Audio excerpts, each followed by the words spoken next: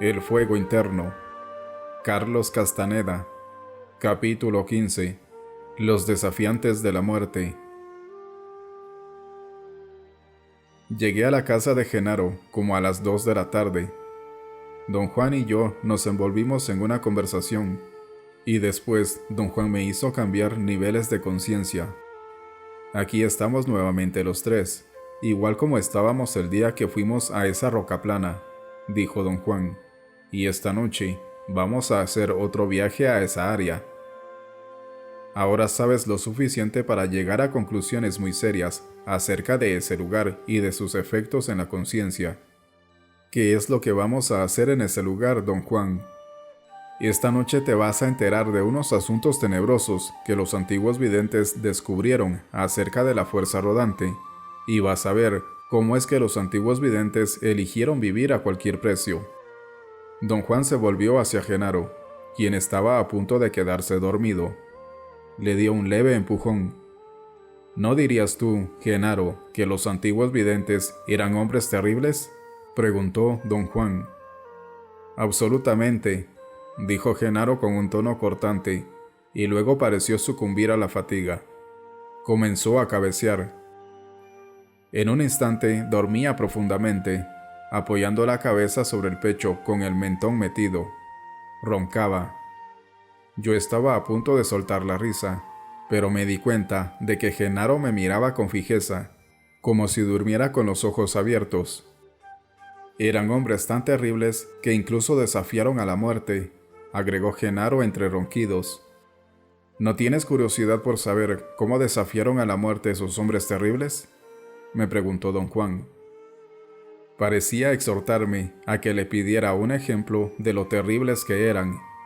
Hizo una pausa y me miró con un brillo de expectativa en los ojos. «Espera usted que le pida un ejemplo, ¿verdad?», dije. «Este es un momento grandioso», dijo, sacudiéndome de los brazos y riéndose. A estas alturas, mi benefactor me tenía comiéndome las uñas de pura curiosidad. Le pedí que me diera un ejemplo, y lo hizo. Ahora yo te voy a dar uno, aunque no me lo pidas. «¿Qué va usted a hacer?», pregunté, tan asustado que tenía el estómago hecho nudos y la voz entrecortada. Don Juan tardó bastante en dejar de reír. Cada vez que comenzaba a hablar, le daba un acceso de tos y risa. «Como te dijo Genaro, los antiguos videntes eran hombres temibles», dijo frotándose los ojos. «Había algo que trataron de evitar a cualquier precio. No querían morir. Es obvio que ningún hombre tampoco quiere morir, pero los temibles antiguos videntes tenían la ventaja de su concentración y disciplina para alinear otros mundos, y de hecho, alinearon mundos donde se puede evitar la muerte». Hizo una pausa y me miró arqueando las cejas. Me dijo que me estaba volviendo muy lento, que no hacía mis preguntas de costumbre.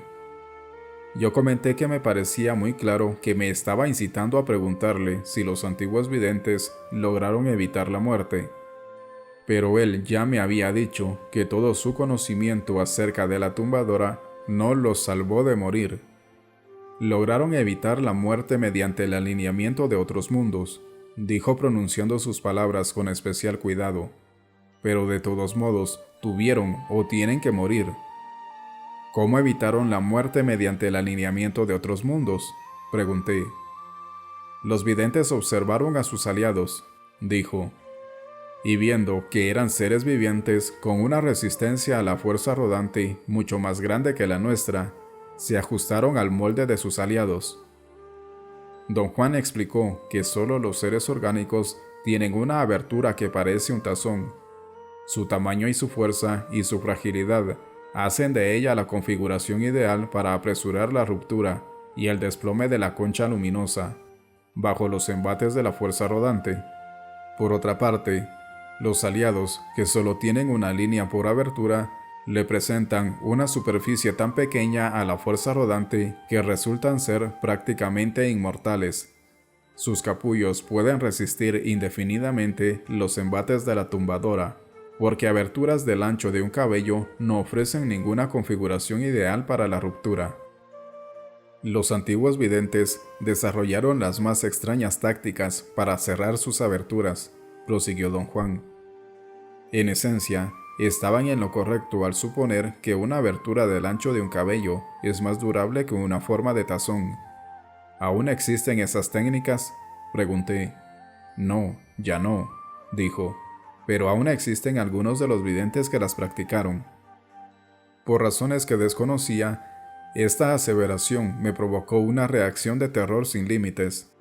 Mi respiración se alteró al instante, y no pude controlar su ritmo. Sudaba copiosamente, y mi cuerpo se sacudía.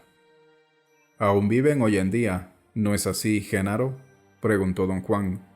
Absolutamente, murmuró Genaro, aparentemente desde un estado de sueño profundo. Le pregunté a don Juan si conocía la razón por la que yo estaba tan asustado. Me recordó una ocasión previa, en ese mismo cuarto, en la que me preguntaron si había visto las extrañas criaturas que entraron en el momento en que Genaro abrió la puerta. Ese día tu punto de encaje entró muy profundamente en el lado izquierdo y alineó un mundo aterrador, continuó. Pero eso ya te lo dije. Lo que no recuerdas es que entraste directamente a un mundo muy remoto, y ahí te orinaste del susto. Don Juan se volvió hacia Genaro, quien roncaba pacíficamente con las piernas estiradas al frente. «Se orinó del susto, ¿verdad, Genaro?», preguntó. «Absolutamente orinado», murmuró Genaro, y don Juan se dobló de risa. «Quiero que sepas que no te culpamos por sentirte tan asustado», prosiguió don Juan. «A nosotros nos repugnaba algunas de las acciones de los antiguos videntes. Estoy seguro de que a estas alturas ya te diste cuenta de que aquella noche viste a los antiguos videntes que aún viven hoy en día, pero no puedes recordarlo». Quise protestar que no me había dado cuenta de nada, pero no le podía dar voz a mis palabras. Tuve que despejarme la garganta una y otra vez antes de poder articular una palabra. Genaro se incorporó mientras tanto y me golpeaba duramente la parte superior de la espalda, cerca del cuello, como si me quisiera sacar de un ahogo. «Tienes un oso en la garganta», dijo. Le di las gracias con una voz aguda y chillona. «No, creo que lo que tienes allí es una gallina», agregó, y se sentó a dormir. Don Juan dijo que los nuevos videntes se rebelaron contra todas las extrañas prácticas de los antiguos videntes, y las declararon no solo inútiles, sino dañinas. Incluso llegaron al grado de prohibir que estas técnicas fueran enseñadas a los nuevos guerreros, y durante generaciones no hubo mención alguna de esas prácticas. Fue a principio del siglo XVIII cuando el nahual Sebastián, un miembro del linaje directo de nahuales de don Juan, volvió a descubrir la existencia de esas técnicas. «¿Cómo volvió a descubrirlas?», pregunté. Era un soberbio acechador, y gracias a su impecabilidad tuvo oportunidad de aprender maravillas, contestó don Juan. Dijo que el nahual Sebastián era el sacristán de la catedral de la ciudad en la que vivía, y que un día, cuando estaba a punto de iniciar su rutina diaria, encontró en la puerta de la iglesia a un indio de edad madura que parecía estar atolondrado. El nahual Sebastián llegó al lado del hombre y le preguntó si necesitaba ayuda. «Necesito un poco de energía para cerrar mi abertura», le dijo el hombre con voz clara y fuerte. «¿Me podrías dar un poco de tu energía?». Don Juan dijo que, según el cuento, el nahual Sebastián quedó atónito. No supo qué contestar. Ofreció llevar al indio a ver al sacerdote de la parroquia. El hombre perdió la paciencia y, enojado, acusó al nahual Sebastián de andarse con rodeos. «Necesito tu energía porque tú eres un nahual», le dijo. «Vamos y no me hagas perder más tiempo». El nahual Sebastián sucumbió ante el poder magnético del extraño y dócilmente lo siguió hasta las montañas. Estuvo ausente muchos días. Cuando regresó, no solo tenía un nuevo punto de vista sobre los antiguos videntes, sino también un conocimiento detallado de sus técnicas. El extraño era un antiguo tolteca, uno de los últimos sobrevivientes. El nahual Sebastián descubrió maravillas acerca de los antiguos videntes, continuó don Juan. Fue el primero que supo lo grotesco y extraviados que eran en realidad. Hasta ese entonces, ese conocimiento era solo de oídas. Una noche, mi benefactor y el nahual Elías me dieron una demostración de esos extravíos. En realidad, nos la mostraron a Genaro y a mí, juntos, así que resulta adecuado que ambos te demos la misma demostración. Yo quería hablar más, a fin de retrasar lo inevitable.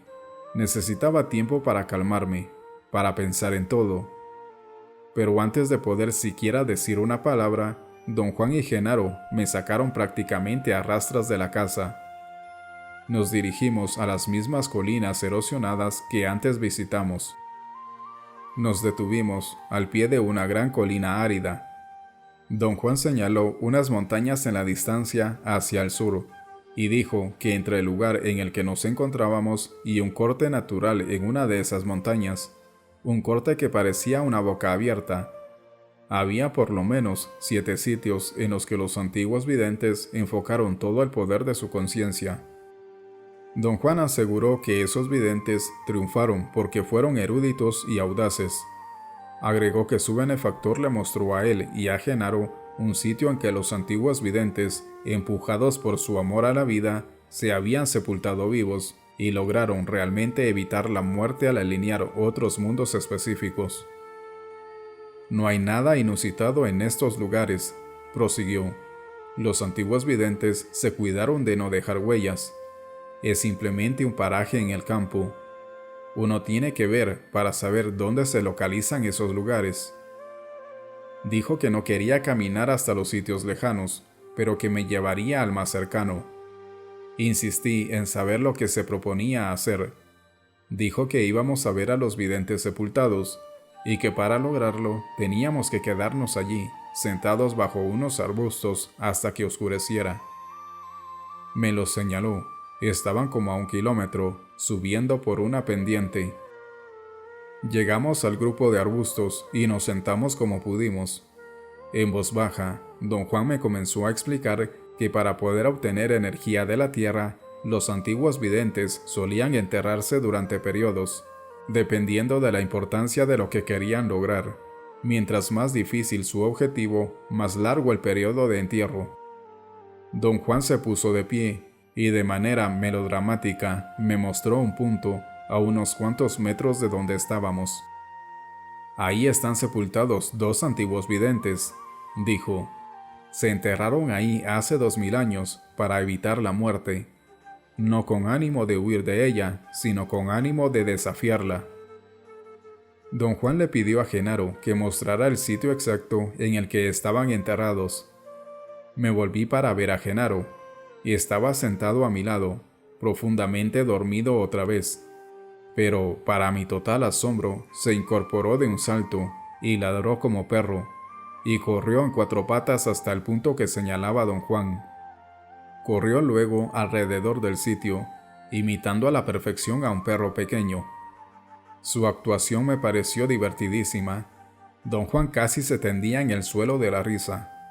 Genaro te ha mostrado algo extraordinario, dijo don Juan, después de que Genaro hubo regresado a donde estábamos, y se volvió a dormir. Te ha enseñado algo acerca del punto de encaje y del ensoñar. Ahora está ensoñando, pero puede actuar como si estuviera completamente despierto, y escucha todo lo que dices. Desde esa posición puede hacer más que si estuviera despierto. Durante un momento se calló, como si sopesara lo que iba a decir enseguida. Genaro roncaba rítmicamente. Don Juan encontró lo fácil que le resultaba encontrar defectos en todo lo que hicieron los antiguos videntes, y sin embargo, nunca se cansaba de repetir lo maravillosos que eran sus logros. No solo descubrieron y usaron el levantón de la tierra, sino que también descubrieron que si permanecían sepultados, sus puntos de encaje alineaban emanaciones que de ordinario eran inaccesibles, y que un alineamiento tal empleaba la extraña e inexplicable capacidad de la Tierra para desviar los golpes incesantes de la fuerza rodante. En consecuencia, desarrollaron las más asombrosas y complejas técnicas para sepultarse por periodos extremadamente largos sin daño alguno. En su lucha contra la muerte, aprendieron a alargar esos periodos hasta abarcar milenios. Era un día nublado, y cuando cayó la noche, todo quedó en profunda oscuridad. Don Juan se incorporó y, sosteniendo al sonámbulo Genaro, nos guió hacia una enorme piedra ovalada plana que me llamó la atención desde el momento en que llegamos. Se parecía a la roca plana donde estuvimos antes, pero era más grande. Se me ocurrió que, a pesar de su enormidad, esa roca fue colocada allí a propósito. «Este es otro sitio», dijo don Juan. «Esta enorme roca fue puesta aquí como trampa, para atraer a la gente. Pronto sabrás por qué». Sentí que un escalofrío me recorrió el cuerpo. Pensé que me iba a desmayar. Sabía que, definitivamente, reaccionaba de manera exagerada, y quería decir algo al respecto, pero don Juan siguió hablando, susurrando con voz ronca. Dijo que puesto que Genaro ensoñaba, tenía suficiente control sobre su punto de encaje para moverlo, hasta poder alcanzar las emanaciones específicas que despertarían a todos los que estaban enterrados alrededor de esta roca. Me recomendó que tratara de mover mi punto de encaje y que siguiera al de Genaro. Dijo que podría hacerlo. Primero, si yo tenía el intento inflexible de moverlo, y segundo, si dejaba que el contexto de la situación dictara hacia dónde debía moverse. Después de pensarlo un momento, me susurró al oído que yo me preocupaba de los procedimientos porque, en realidad, la mayoría de las cosas verdaderamente extrañas que le pasaban a los videntes, o aún al hombre común, ocurre de por sí, con la sola intervención del intento. Guardó silencio durante un momento, y agregó que, para mí, el peligro consistía en que los videntes sepultados inevitablemente tratarían de matarme de un susto. Me exhortó a seguir los movimientos de Genaro y a mantener la calma y a no sucumbir ante el miedo. Desesperadamente luché contra mi náusea. Don Juan me tomó de los antebrazos y me dijo que si yo no paraba de jugar al inocente espectador, iba a acabar de jugador profesional. Me aseguró que yo no estaba consciente de negarme a dejar mover a mi punto de encaje, pero que todos los seres humanos hacen lo mismo. «Algo te va a hacer sacudirte en tus pantalones del susto», susurró. «No te rindas, porque si lo haces morirás, y los viejos buitres que están enterrados aquí se van a dar un festín con tu energía». «Salgamos de aquí», le rogué. «Realmente no tengo ningún interés que me dé a usted un ejemplo de lo grotesco que eran los antiguos videntes». «Es demasiado tarde», dijo Genaro, plenamente despierto y de pie a mi lado. Aunque tratáramos de huir, los dos videntes y sus aliados en el otro sitio nos cortarían el paso. Ya hicieron un círculo a nuestro alrededor. Ahorita hay como 16 conciencias enfocadas en ti. «¿Quiénes son?», le susurré al oído a Genaro. «Los 4 videntes y su corte», contestó. «Han estado conscientes de nosotros desde que llegamos». Yo quería dar la media vuelta y correr como alma que lleva el diablo, pero don Juan me tomó del brazo y señaló al cielo. Me di cuenta de que tuvo lugar un cambio notable en la visibilidad. En vez de la oscuridad total que prevalecía, había un agradable crepúsculo matutino. Rápidamente me orienté con los puntos cardinales. Definitivamente, el cielo se veía más claro hacia el este. Sentí una extraña presión alrededor de la cabeza. Me zumbaban los oídos. Tenía frío y fiebre a la vez. Jamás había sentido tanto miedo, pero lo que más me molestaba era una engorrosa sensación de derrota, de ser un cobarde. Me sentí nauseabundo y miserable. Don Juan me susurró al oído que tenía que estar alerta, porque en cualquier momento los 3 sentiríamos el embate de los antiguos videntes. «Si quieres, te puedes agarrar a mí», dijo Genaro con un rápido susurro, como si algo lo aguijoneara. Titubeé por un instante, No quería que don Juan pensara que yo tenía tanto miedo que necesitaba agarrarme de Genaro. ¡Ahí vienen!, dijo Genaro susurrando con fuerza. Para mí, el mundo se paró de cabeza en un instante cuando algo me aferró del tobillo izquierdo. Sentí el frío de la muerte en todo el cuerpo. Sabía que había pisado unas tenazas de hierro, quizás una trampa para osos. Todo eso relampagueó en mi mente antes de que soltara un grito penetrante, tan intenso como mi miedo. Don Juan y Genaro se rieron a viva voz. Estaban a mis costados, a no más de 1 metro, pero yo estaba tan aterrado que ni siquiera los veía. «¡Canta! ¡Canta por lo que más quieras!», escuché que don Juan me ordenaba en voz baja. Traté de liberar mi pie. Sentí una punzada, como si agujas me penetraran la piel. Una y otra vez, don Juan insistía en que cantara. Él y Genaro comenzaron a cantar una canción ranchera. Genaro declamaba la letra mientras me miraba a escasos 8 centímetros de distancia. Sus voces estaban roncas y cantaban tan mal, perdiendo de tal manera el aliento y saliéndose tanto del registro de sus voces que acabé riéndome. «Canta o perecerás», me dijo don Juan. «Hagamos un trío, Genaro, el trío Los Calaveras, y cantemos un bolero». Me uní a ellos en un trío desafinado. Como borrachos, cantamos durante un buen rato, a todo pulmón. Sentí que poco a poco la empuñadura de hierro soltaba mi pierna. No me atrevía a mirar mi tobillo. En cierto momento lo hice, y me di cuenta de que no era una trampa lo que me aferraba. Una forma oscura, como una cabeza, me mordía. Solo un esfuerzo supremo impidió que me desmayara. Sentí que iba a vomitar, y automáticamente me incliné hacia adelante, pero algo o alguien con fuerza sobrenatural me asió de los codos y de la nuca, y no me dejó moverme. Ensucié toda mi ropa.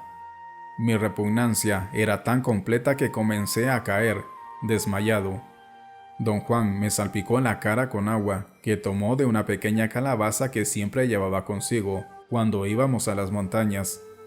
El agua se deslizó por debajo del cuello de mi camisa. La frialdad restauró mi equilibrio físico, pero no afectó a la fuerza que me sostenía de los codos y del cuello. «Creo que tu pinche miedo ya se sale de la medida», dijo don Juan en voz alta y con un tono tan práctico que creó inmediatamente una sensación de orden. «Cantemos de nuevo», agregó. «Cantemos una canción con sustancia. Ya no quiero más boleros». Silenciosamente le agradecí su sobriedad y su gran estilo. Me conmovió tanto escucharlos cantar La Valentina que comencé a llorar. Todo mi ser se cimbró bajo el impacto de esa inconcebible yuxtaposición de valores. Jamás había significado tanto para mí una canción. Al escucharlos cantar, algo que generalmente consideraba sentimentalismo pueril, creí entender el carácter del guerrero. Don Juan me inculcó que los guerreros viven con la muerte al lado, y de saber que al estar con ellos la muerte, extraen el valor para enfrentar cualquier cosa. Don Juan había dicho que lo peor que podía pasarnos es que tenemos que morir, y puesto que ese ya es nuestro inalterable destino, estamos libres. Aquellos que han perdido todo ya no tienen nada que temer. La Valentina, en ese contexto, era simplemente sublime. Caminé hasta don Juan y Genaro, y los abracé para expresar mi ilimitada gratitud y admiración por ellos. Sin decir palabra, don Juan me tomó del brazo y me llevó a sentarme a la roca plana.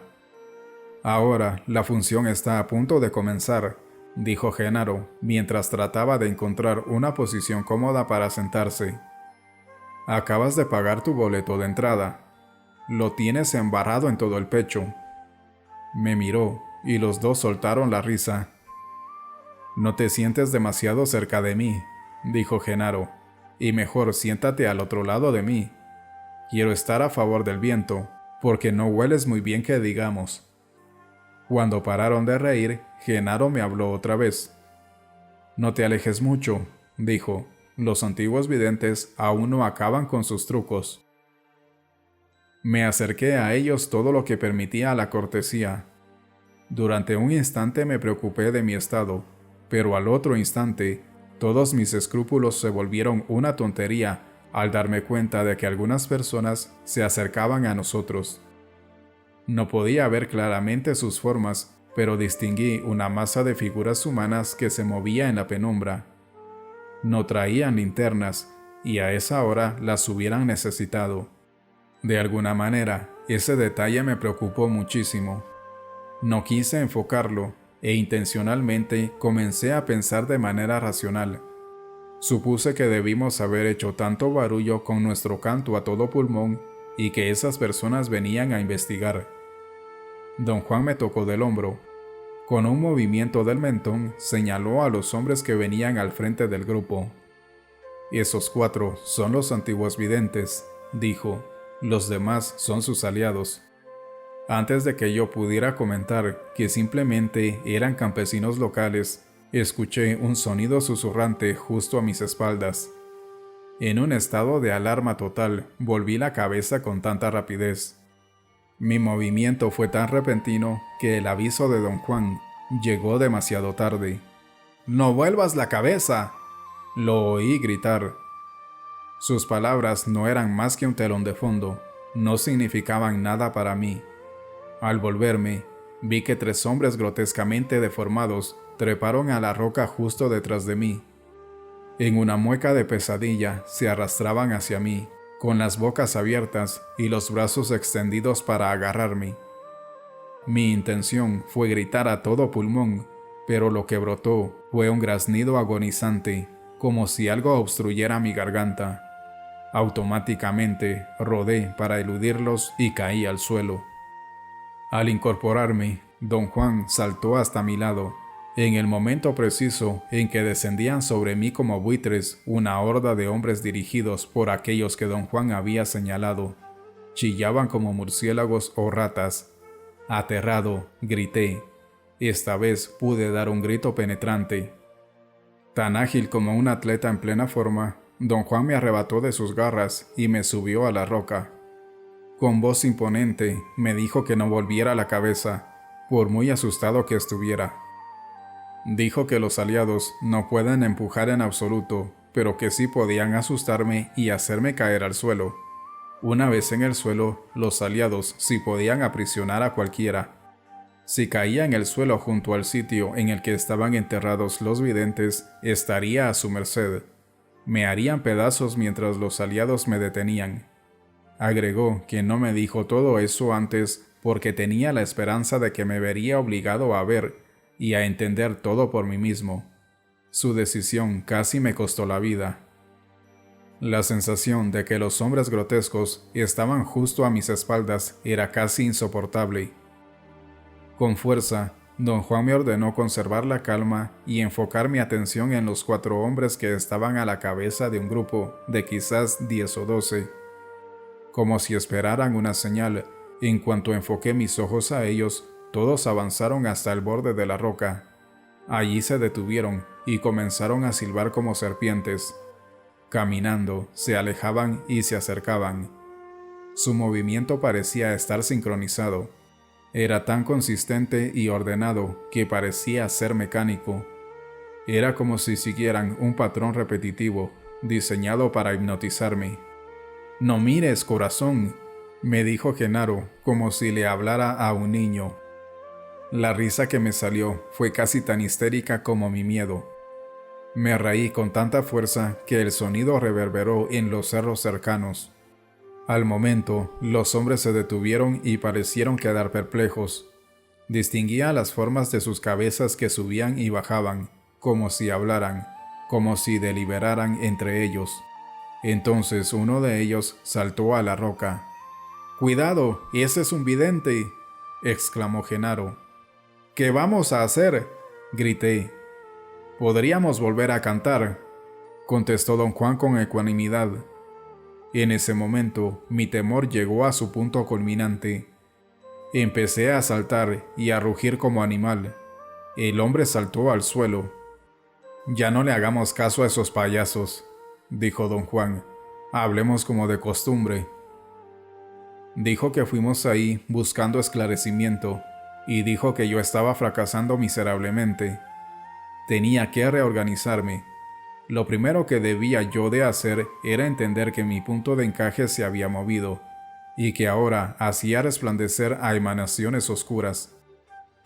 El llevar los sentimientos de mi estado de conciencia cotidiano al mundo que había alineado era en verdad una farsa, porque el miedo solo prevalece entre las emanaciones de la vida diaria.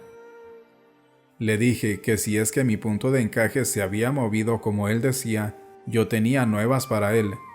Mi temor era infinitamente mayor y más devastador que cualquier cosa que jamás hubiera experimentado en mi vida diaria.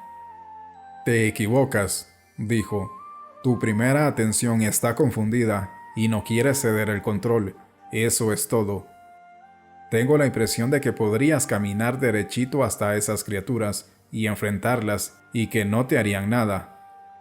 Insistí que definitivamente no estaba en ninguna condición para poner a prueba algo tan disparatado. Se rió de mí. Dijo que tarde o temprano tenía que curarme de mi locura, y que el tomar la iniciativa y enfrentar a esos 4 videntes era infinitamente menos disparatado que la idea de que los veía.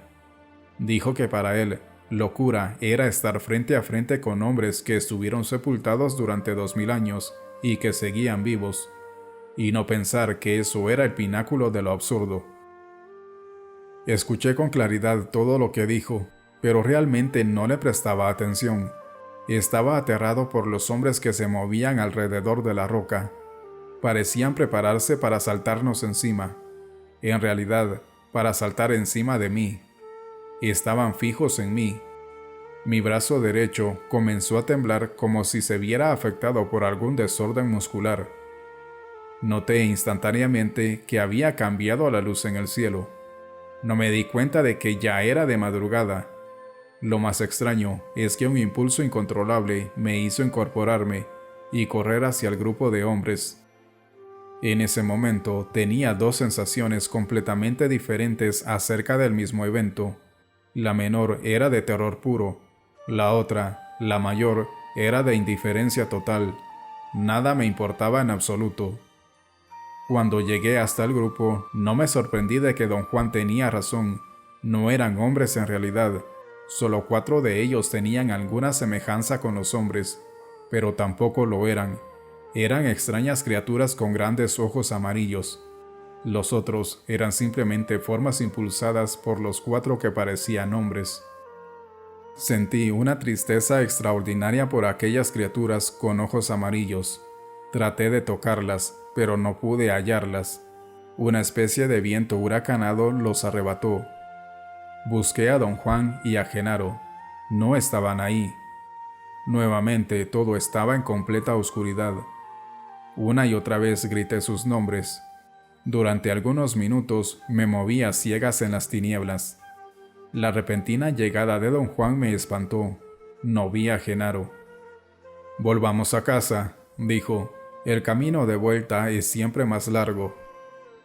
Don Juan comentó lo bien que me comporté en el sitio de los videntes sepultados, especialmente durante la última parte de nuestro encuentro con ellos. Dijo que un movimiento del punto de encaje se marca por un cambio en la luz. De día, la luz se convierte en tinieblas. De noche, la oscuridad se vuelve crepúsculo. Agregó que llevé a cabo 2 cambios de por sí, con la sola ayuda del terror primitivo. Lo único que consideraba represible era que yo me entregara a mi miedo, especialmente después de darme cuenta de que un guerrero no tiene nada que temer. «¿Cómo sabe usted que me di cuenta de eso?», pregunté. «Porque rompiste la cadena y estabas libre. Cuando desaparece el miedo, todos los lazos que nos atan se disuelven», dijo. «Un aliado te agarraba el pie porque lo atrajo tu terror primitivo». Le dije lo apenado que estaba por no haber podido sostener lo que ya había comprendido. «No te preocupes por eso», dijo, y se rió. «Sabes que esas comprensiones no valen mucho. No representan nada en la vida de los guerreros, porque quedan canceladas conforme se mueve el punto de encaje». Lo que Genaro y yo buscábamos era que te movieras en hondo. Esta vez, Genaro estuvo ahí simplemente para atraer a los antiguos videntes. Ya lo hizo una vez, y penetraste tan profundamente en el lado izquierdo que pasará un buen tiempo antes de que lo recuerdes. Esta noche tu terror fue tan intenso como en aquella ocasión en la que los videntes y sus aliados te persiguieron hasta este mismo cuarto. Pero en esa ocasión, la firmeza de la primera atención no te permitió verlos, aunque estabas en la conciencia acrecentada. Explíqueme lo que pasó esta noche en el sitio de los videntes, le pedí. Los aliados salieron a verte, contestó. Como tienen una energía muy baja, siempre necesitan la ayuda de los hombres. Los 4 videntes han reunido a 12 aliados. En México, el campo es peligroso, y también ciertas ciudades. Lo que te pasó a ti le puede pasar a cualquier hombre o mujer si se tropiezan con esa tumba. Quizá incluso vean a los videntes y a sus aliados, si son lo suficientemente maleables como para dejar que su terror mueva sus puntos de encaje. Pero una cosa es segura, pueden morir de miedo. ¿Pero sinceramente cree usted que esos videntes toltecas siguen vivos?, pregunté. Se rió y movió la cabeza con incredulidad. Es hora de que muevas tu punto de encaje, dijo. No puedo hablar contigo cuando estás en tu estado de idiotez acrecentada. Me pegó entre sitios con la palma de su mano, en la cresta de mi silla derecha, en el centro de mi espalda abajo de los omóplatos y en la parte superior del músculo pectoral derecho. De inmediato empezaron a zumbarme los oídos. Un hilillo de sangre me brotó de la fosa nasal derecha y dentro de mí algo se destapó. Era como si algún flujo de energía hubiera estado bloqueado y de pronto volvía a correr. ¿Qué buscaban esos videntes y sus aliados?, pregunté. No buscaban nada, contestó. Nosotros somos los que los buscábamos a ellos. Desde luego, los videntes ya notaron tu campo de energía la primera vez que los encontraste. Cuando regresaste, estaban listos para darse un festín contigo. Usted afirma que están vivos, don Juan, dije. Debe querer decir que están vivos como están vivos los aliados, ¿no es así? Así es, precisamente, dijo. No es posible que estén vivos como lo estamos tú y yo. Eso sería ridículo. Prosiguió explicando que la preocupación de los antiguos videntes por la muerte los hizo investigar las más extrañas posibilidades. Sin duda alguna, aquellos que optaron por el molde de los aliados tenían en mente el deseo de un refugio, y lo encontraron en una posición fija en una de las 7 bandas de la conciencia inorgánica. Los videntes pensaron que allí estaban relativamente seguros. Después de todo, quedaban separados del mundo cotidiano por una barrera casi infranqueable, la barrera de la percepción establecida por el punto de encaje. Cuando los 4 videntes vieron que podías mover tu punto de encaje, salieron huyendo como conejos asustados, dijo y se rió. ¿Quiere decir usted que yo alineé uno de los 7 mundos?, pregunté. No, no lo hiciste, contestó. Pero lo has hecho antes, cuando los videntes y sus aliados te persiguieron. Ese día fuiste de plano hasta su mundo. El problema es que te encanta comportarte como estúpido, y por eso no recuerdas nada. Estoy seguro, prosiguió, de que es la presencia del nahual la que en ocasiones hace que la gente se porte tontamente. Cuando el nahual Julián aún andaba por aquí, yo era más tonto de lo que soy ahora. Estoy convencido de que cuando ya no esté aquí, serás capaz de recordar todo. Don Juan explicó que como necesitaba mostrarme a los desafiantes de la muerte, él y Genaro los atrajeron a los confines de nuestro mundo. Lo que me ocurrió al principio fue un cambio lateral hondo, que me permitió verlos como personas, pero al final hice correctamente el movimiento que me permitió ver a los desafiantes de la muerte y a sus aliados como son. Muy temprano a la mañana siguiente, ya en casa de Silvio Manuel, don Juan me llamó a la sala grande para discutir los eventos de la noche anterior. Me sentía agotado y quería descansar, dormir, pero don Juan estaba apurado. De inmediato inició su explicación. Dijo que los antiguos videntes descubrieron una manera de utilizar la fuerza rodante y de ser impulsados por ella. Y en vez de sucumbir ante los embates de la tumbadora, cabalgaban en ella y dejaban que moviera sus puntos de encaje hasta los confines de las posibilidades humanas. Don Juan expresó una admiración sin límites por un logro tal. Reconoció que nada más podría darle al punto de encaje el empujón que le da la tumbadora. Le pregunté acerca de la diferencia entre el levantón de la tierra y el empujón de la tumbadora. Explicó que el levantón de la tierra es la fuerza del alineamiento únicamente de las emanaciones ambarinas. Es un empujón que aumenta la conciencia de ser a grados imposibles de describir. Para los nuevos videntes es una descarga de conciencia ilimitada, que llaman la libertad total. Dijo que, por otra parte, el empujón de la tumbadora es la fuerza de la muerte. Bajo el impacto de ella, el punto de encaje se mueve a posiciones nuevas, impredecibles.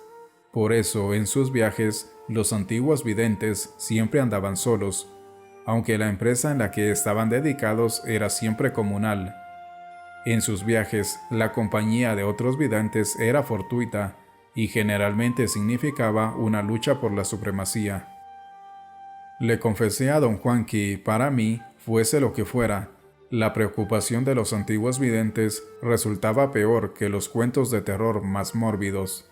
Se rió estrepitosamente. Parecía divertirse sin medida. Tienes que admitir, a pesar de todo lo que te disgustan, que esos demonios eran muy audaces, prosiguió. Como sabes, a mí nunca me cayeron bien tampoco, pero no puedo dejar de admirarlos. Su amor a la vida rebasa mi comprensión. ¿Cómo puede ser eso amor a la vida, don Juan? Es algo nauseabundo, dije. ¿Qué otra cosa podría llevar a un hombre a esos extremos sino el amor a la vida?, preguntó. Amaban a la vida tan intensamente que no estaban dispuestos a perderla. Así es como yo lo he visto. Mi benefactor vio otra cosa. Él pensaba que tenían miedo de morir, lo que no es lo mismo que amar la vida.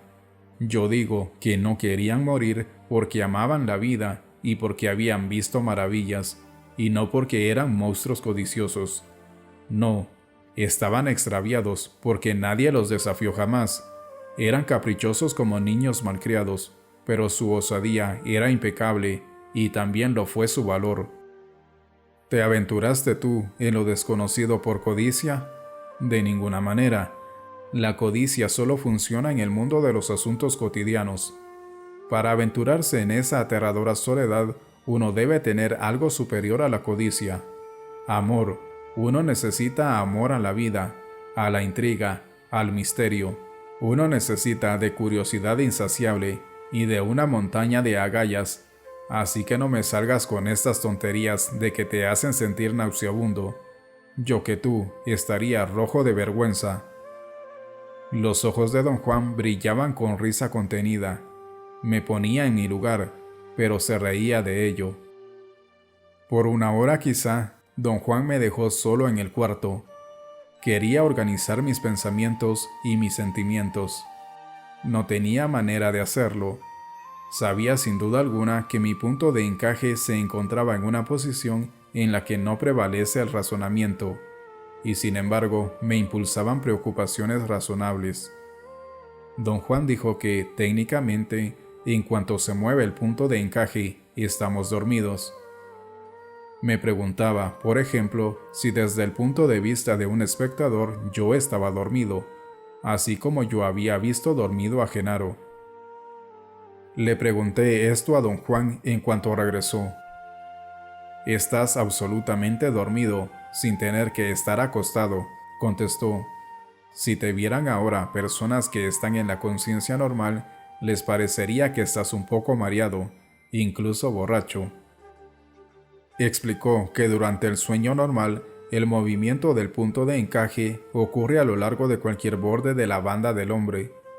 Esos cambios siempre van unidos al sueño. Los cambios que se inducen mediante la práctica ocurren a lo largo de la sección media en la banda del hombre y no van aparejados con el sueño, aunque el ensoñador duerme. Fue precisamente en esta coyuntura que los nuevos y los antiguos videntes hicieron sus esfuerzos separados para conseguir poder, cada cual por su lado, prosiguió.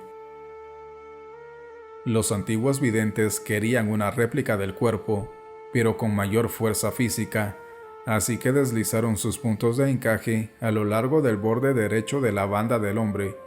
Mientras más profundo penetraban, más extraño se volvía su cuerpo de ensueño.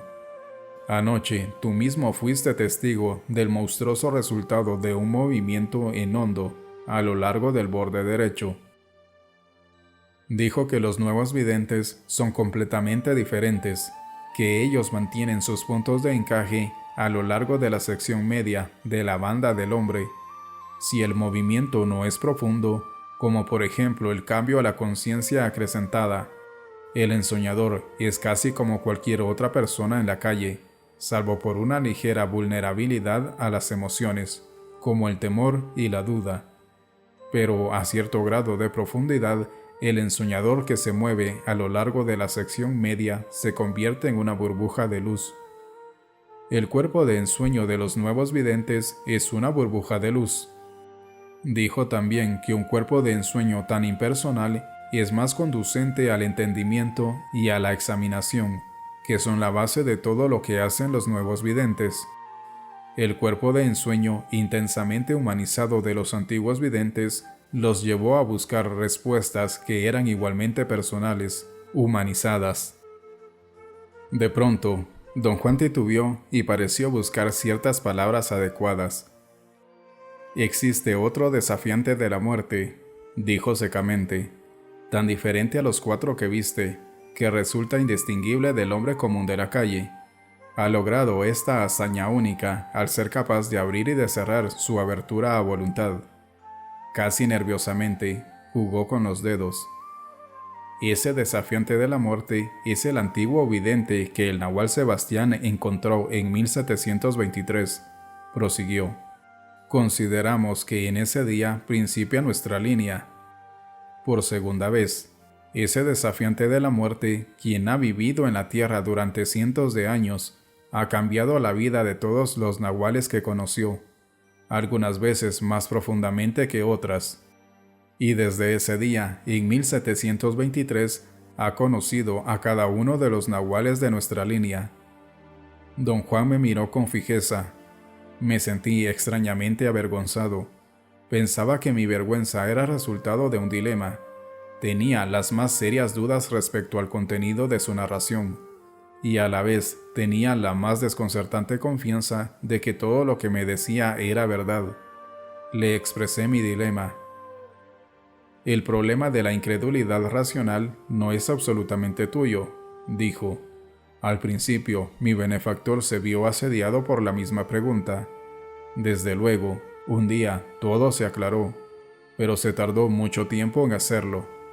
Cuando lo conocí, ya había recordado todo, así que nunca fui testigo de sus dudas, solo oí hablar de ellas. Lo extraño de todo esto es que la gente jamás ha visto a ese hombre, como por ejemplo los otros videntes del grupo del Nahual. Jamás tienen dificultad para aceptar que él es uno de los videntes originales. Mi benefactor dijo que sus incertidumbres provenían del hecho de que la impresión de conocer a una criatura así había amasado cierto número de emanaciones. Se requiere de tiempo para que esas emanaciones se separen. Don Juan explicó luego que conforme siguiera moviéndose mi punto de encaje, llegaría un momento en que se encendería la combinación adecuada de emanaciones. En ese momento, la prueba de la existencia de ese hombre sería evidente para mí. Me sentí obligado a hablar nuevamente acerca de mi ambivalencia. «Nos estamos desviando de nuestro tema», dijo. «Quizá parezca que estoy tratando de convencerte de la existencia de ese señor, y lo que quería decir era que ese antiguo vidente sabe cómo manejar la fuerza rodante». Si crees o no crees que él existe, no tiene ninguna importancia. Algún día conocerás como hecho que efectivamente logró cerrar su abertura. La energía que toma prestada de cada generación de nahuales la usa exclusivamente para cerrar su abertura. ¿Cómo logra cerrarla?, pregunté. No hay manera de saberlo, contestó. He hablado con otros 2 nahuales que vieron a ese hombre cara a cara, el nahual Julián y el nahual Elías. Ninguno sabía cómo lo hizo. El hombre jamás revela cómo cierra esa abertura, que yo supongo comienza a expandirse después de un tiempo. El nahual Sebastián dijo que cuando vio al antiguo vidente por primera vez, el hombre estaba muy débil. De hecho, se estaba muriendo. Pero todos los otros nahuales lo encontraron haciendo vigorosas cabriolas, como un jovenzuelo. Don Juan dijo que el nahual Sebastián le puso un apodo a aquel hombre sin nombre. Lo llamó el inquilino, porque llegaron a un acuerdo según el cual el hombre recibía energía, es decir, alojamiento, y pagaba la renta en forma de favores y conocimientos. ¿Nunca le fue mal en el intercambio a algún nahual?, pregunté. A ningún nahual le fue mal en el intercambio de energía con él, contestó. La promesa del hombre era que solo le quitaría al nahual un poco de energía superflua y a cambio le enseñaría extraordinarias habilidades. Por ejemplo, el nahual Julián recibió el paso de poder. Con él podía activar o adormecer las emanaciones interiores de su capullo para verse joven o viejo, a voluntad. Don Juan explicó que en general, los desafiantes de la muerte llegaron al grado de adormecer todas las emanaciones interiores de sus capullos, salvo aquellas que correspondían a las emanaciones de los aliados. De esa forma, pudieron imitar a los aliados. Agregó don Juan que cada uno de los desafiantes de la muerte que encontramos en la roca había movido su punto de encaje a un sitio preciso dentro de su capullo, para acentuar las emanaciones compartidas con los aliados y actuar con ellos. Sin embargo, ninguno de esos videntes fue capaz de regresarlo a su posición cotidiana para actuar con la gente. Por otra parte, el inquilino era capaz de mover su punto de encaje para alinear el mundo cotidiano y actuar como si nunca hubiera pasado nada. Don Juan dijo también que su benefactor estaba convencido, y que él estaba completamente de acuerdo con su benefactor, de que lo que ocurre durante el préstamo de energía es que el brujo antiguo mueve el punto de encaje del nahual para acentuar las emanaciones del aliado que existen dentro del capullo del nahual, y luego utiliza la gran descarga de energía producida por esas emanaciones que repentinamente quedan alineadas, después de estar tan profundamente adormecidas. Dijo que la energía encerrada en nosotros y en las emanaciones adormecidas tienen una fuerza tremenda y un alcance incalculable. Solo podemos apreciar vagamente el alcance de esa tremenda fuerza si consideramos que la energía requerida para percibir y actuar en el mundo cotidiano es producto del alineamiento de ni siquiera la 10ª parte de las emanaciones encerradas en el capullo del hombre. Lo que ocurre en el momento de la muerte es que toda esa energía es liberada a la vez, continuó. En ese momento, los seres humanos se ven inundados por la fuerza más inconcebible. No es la fuerza rodante que ha roto sus aberturas, porque esa fuerza jamás penetra al interior del capullo, solo lo hace desplomarse. Lo que los inunda es la fuerza de todas las emanaciones que repentinamente quedan alineadas después de estar adormecidas durante toda una vida. No hay otra salida para una fuerza tan gigante, sino escapar a través de la abertura rota. Esa es la muerte. Añadió que el brujo antiguo encontró una manera de utilizar esa energía. Al alinear un espectro limitado y muy específico de las emanaciones adormecidas, el antiguo vidente tenía acceso a una descarga limitada pero gigantesca. ¿Cómo cree usted que saca esa energía?, pregunté. Rompiendo la abertura del nahual, contestó. Mueve el punto de encaje del nahual hasta que la abertura se abre un poco. Cuando la energía de esas emanaciones recientemente alineadas es liberada a través de esa abertura, la toma a través de su propia abertura. ¿Por qué está haciendo todo eso ese antiguo vidente?, pregunté. Mi opinión es que está atrapado en un círculo que no puede romper, contestó. Nosotros llegamos a un acuerdo con él. Hace lo mejor que puede por respetarlo, y nosotros también. No podemos juzgarlo, pero tenemos que saber que su camino no lleva a la libertad. Él lo sabe, y también sabe que no puede cambiarlo.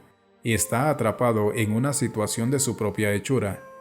Lo único que puede hacer es prolongar lo más que pueda su vida y conciencia de hombre y aliado.